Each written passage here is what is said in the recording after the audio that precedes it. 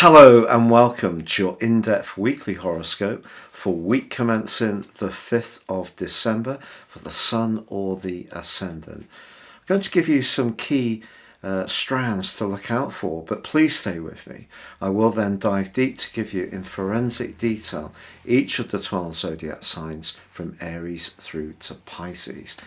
Now, of course, we've been in Sagittarius season, and as this week begins, there is still that flavour, the Sun, Mercury and Venus. And Mercury and Venus still very closely together.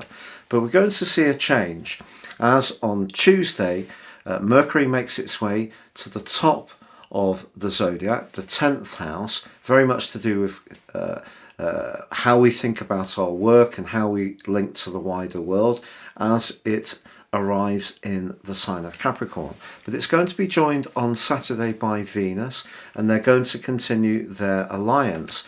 This suggests that our people skills and the way that we present ourselves can still be very important in terms of more worldly interactions.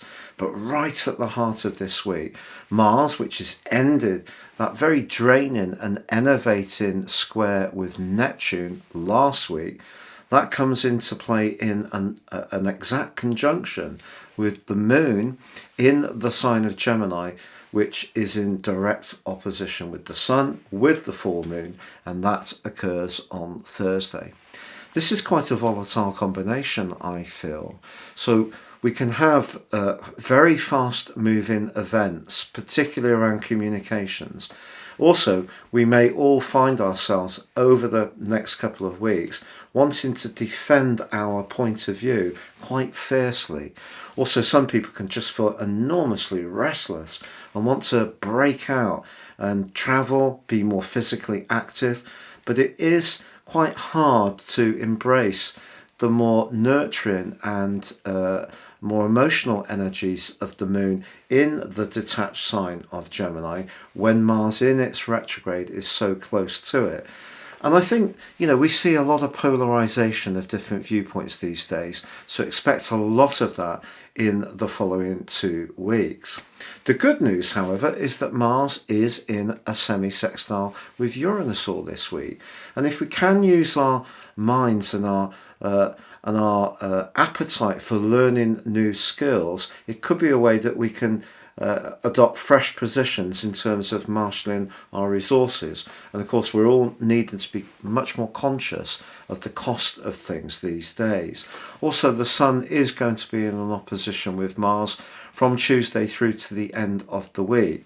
So this is not a time to be too impatient, particularly around travel plans, because if we do rush to get to a destination, it's probably something that won't necessarily be to our best benefit. Much better to enjoy the journey and, if necessary, take the more circuitous but more picturesque route, whether metaphorically or actually.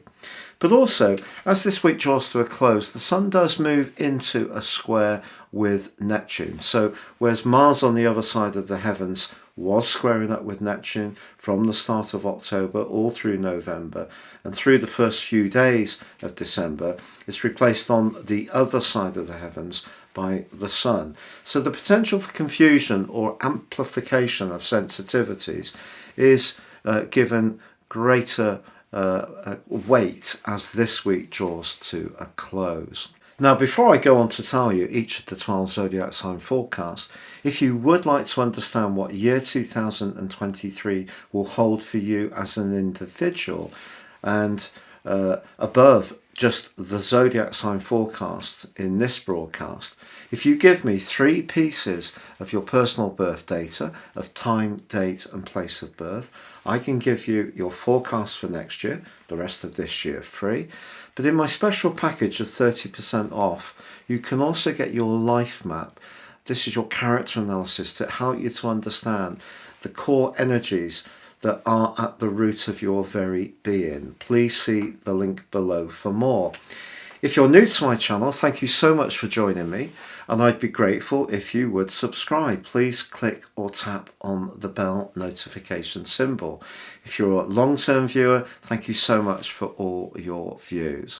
So Scorpio, your week commencing the 5th of December forecast sees your ruler from Tuesday, your traditional ruler Mars, in direct opposition with the Sun. Now, the Mars position is in house 8 and of course is in retrograde. So your deep desires, whether it's to manage your financial situation as shrewdly as possible or around intimacy or closeness with others, has certainly been turbocharged since Mars moved into this position towards the end of August. But of course, since the end of October, he has been in retrograde. So if things haven't been working out around your love life, your sex life, financial situation, it may have caused quite a lot of frustration. That frustration could really reach a peak on the back of this week's full moon, but it also could force you in a way to try to take some radical action to try to change things to help you.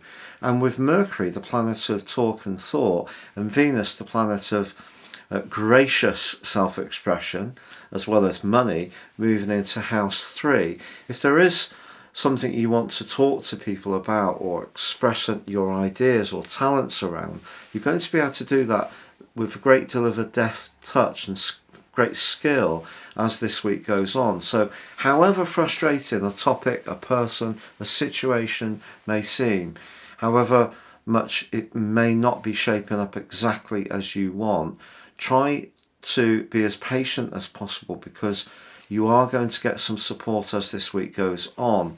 Also, your ruler Mars is in a semi-sextile with Uranus, and some surprise connections, conversations, ideas, input can actually inform your approach to marshalling resources. But remember, the position of the Sun in house 2 is very much to do with how we feel about ourselves in terms of self-worth, not just in terms of the everyday budget.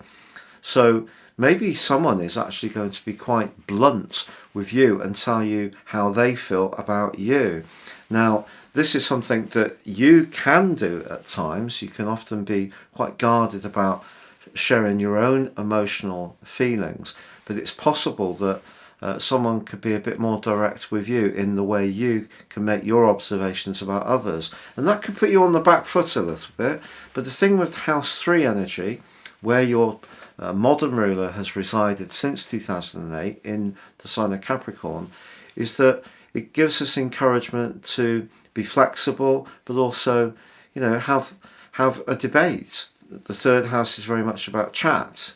That could be through technology, instant message. It could be through a direct conversation, but also it can be through information, house 3, learning more things. So if there's something that's a bit stuck and really, really bugging you, by the end of this week, I feel that there will be some kind of breakthrough in terms of your perspective or what your understanding of a situation is, which will give you greater information to guide your moves in a much more appropriate way for you, because I just feel that you're going to feel more in charge of things as this week draws to a close.